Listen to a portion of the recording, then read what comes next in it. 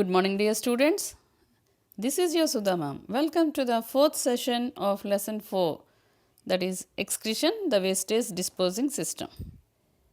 In our previous session, we have studied about mechanism of urine formation and micturition. In this session, we are going to learning about composition of urine, dialysis and kidney transplantation. Let's get started. Composition of urine. Urine is a transparent fluid produced by urinary system. It is amber in color due to the presence of the pigment called urochrome. It is amber color, means in between yellow and orange. It is due to the presence of pigment called urochrome. And its color varies depending on some foods and medicine we take in. It's not always the same color, it depends upon the food what we take and the medicines what we use. And coming to its composition, it contains 96% of water, 2.5% of organic substances and 1.5% of inorganic substances. That is 96 of water, huge amount of water, and 2.5% of organic substances like urea, uric acid, creatine, creatinine, water soluble vitamins, hormones and oxalates, and 1.5% of inorganic solutes like sodium, chloride, phosphate, sulfate, magnesium, calcium, iodine, etc. And coming to its nature, it is acidic with pH 6.0 in the beginning, but it becomes alkaline on standing. This is due to the decomposition of urea to form ammonia. So, in the beginning it is acidic with 6 pH, but later due to the decomposition of urea to form ammonia, it becomes alkaline. And the composition, already we discussed, the composition of urine varies depending upon the food take. For example, if you take the protein rich diet, it results in more formation of urea in urine. So, if you take more protein rich food, more urea is formed in the urine. This is because the proteins get deaminated in the liver with subsequent formation of urea. That means amino group is separated from the proteins in the liver. That is called deamination of proteins in the liver. So, urea is formed. On more intake of carbohydrates, we can find glucose or sugar content in the urine. If you take more carbohydrates, automatically more sugar content in the urine is formed. And more intake of water rich foods increases the volume of water in the food. Water rich foods increases the volume of the water in the blood, hence more urine is excreted. This is all about the composition of urine. Now coming to the next topic, that is ESRD. Complete and irreversible kidney failure is called end stage renal disease. ESRD stands for end stage renal disease, that is the complete and irreversible kidney failure. That means we cannot make them into healthy one, we cannot make them into functional one, irreversible, we cannot restore them back. Complete failure of kidneys is called end stage renal disease, ESRD. If the kidneys stop working completely, our body is filled with the extra water and waste products. What is the main function of kidney? It is nothing but sending out waste products and excess water.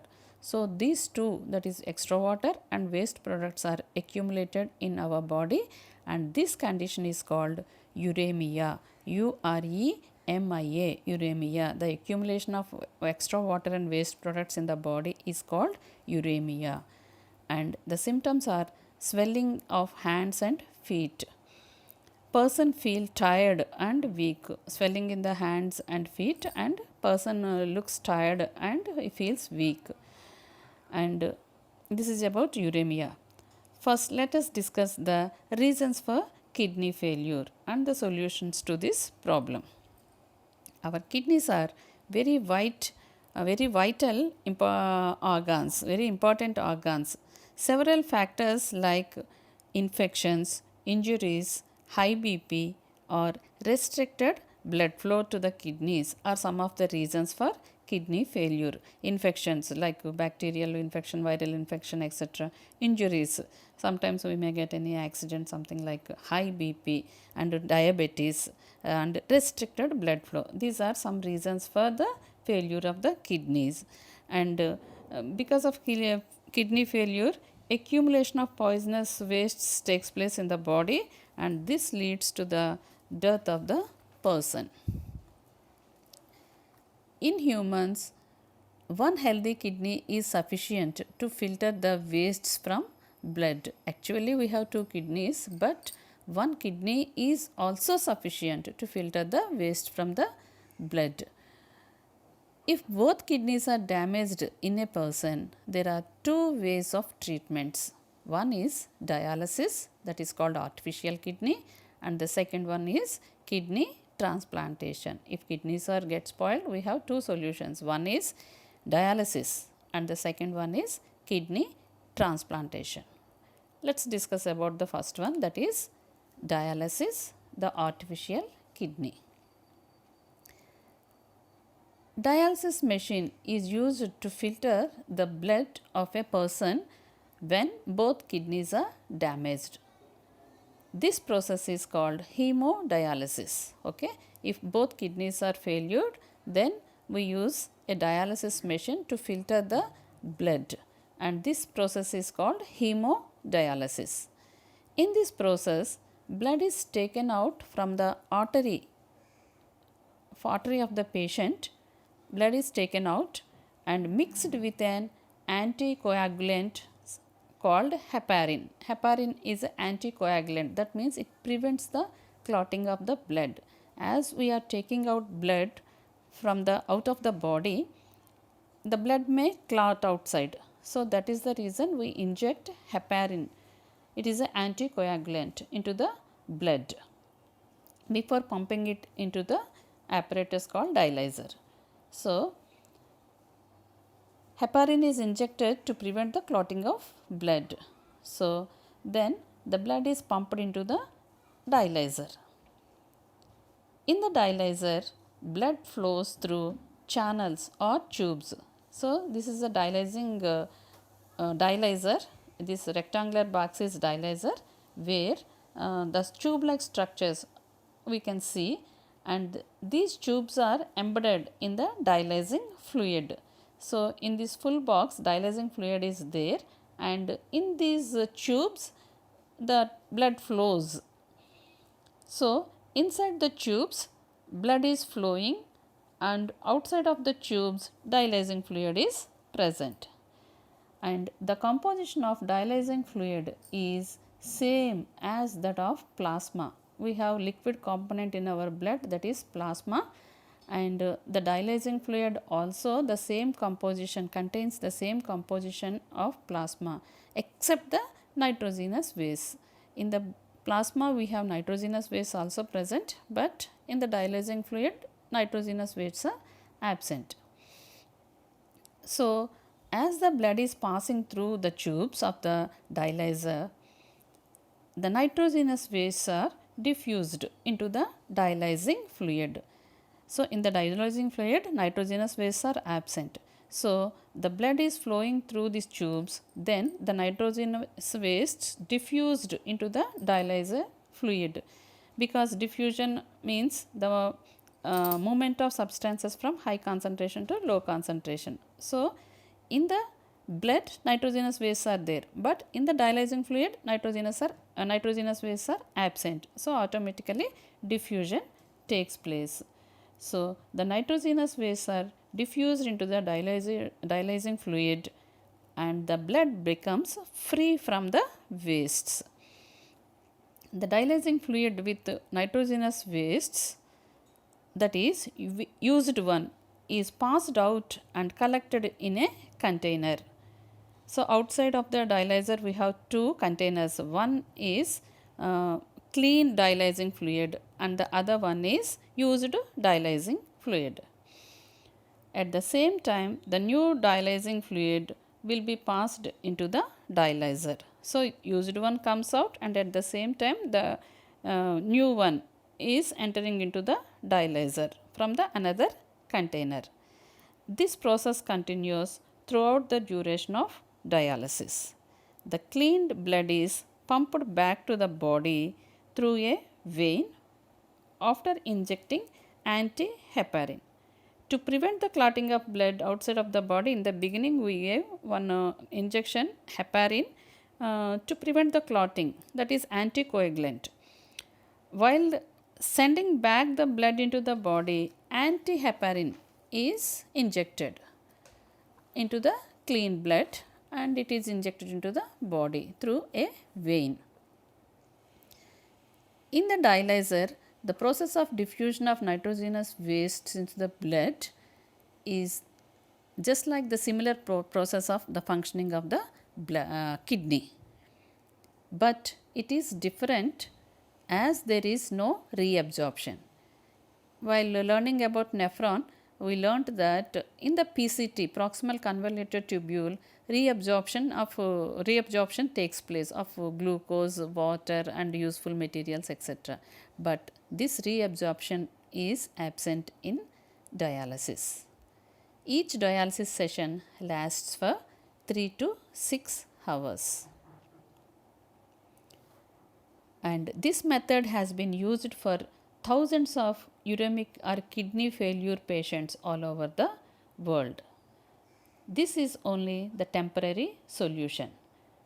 As metabolic activities takes place in the body, accumulation of waste also takes place. So, once dialysis is taken means it is not a permanent solution, because in our body always metabolic activities takes place. Whenever metabolic activities are going on, automatically wastes also produced. So, again accumulation of waste in the body takes place. So, very often the patient has to go for dialysis. Once in 2 days or every alternate day, like that the person has to go for dialysis, and this is a expensive process. So, another solution which is permanent one is kidney transplantation. A functioning kidney is used in transplantation from a donor, preferably a close relative. Donor is the person who is donating the kidney and the recipient is one who is taking the kidney. And this donor and recipient should have compatible blood group. That means the blood group should be matched with one another.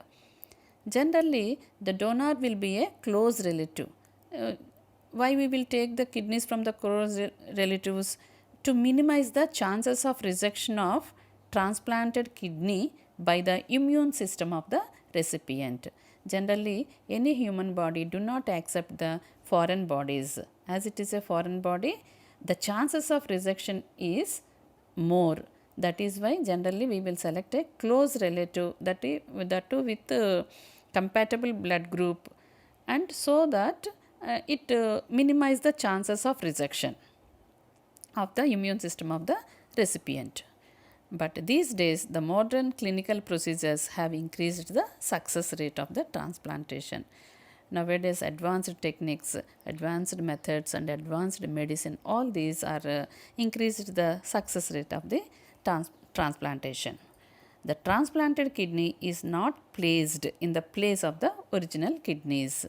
Generally, it is not transplanted. The original kidneys are not removed. If they are infected or any problem, then only they will be removed. Otherwise, the old ones, the non-functioning kidneys, they leave it like that, and the new kidney is placed in the pelvic region, that is in the lower abdomen, and an artery and a vein are attached to it.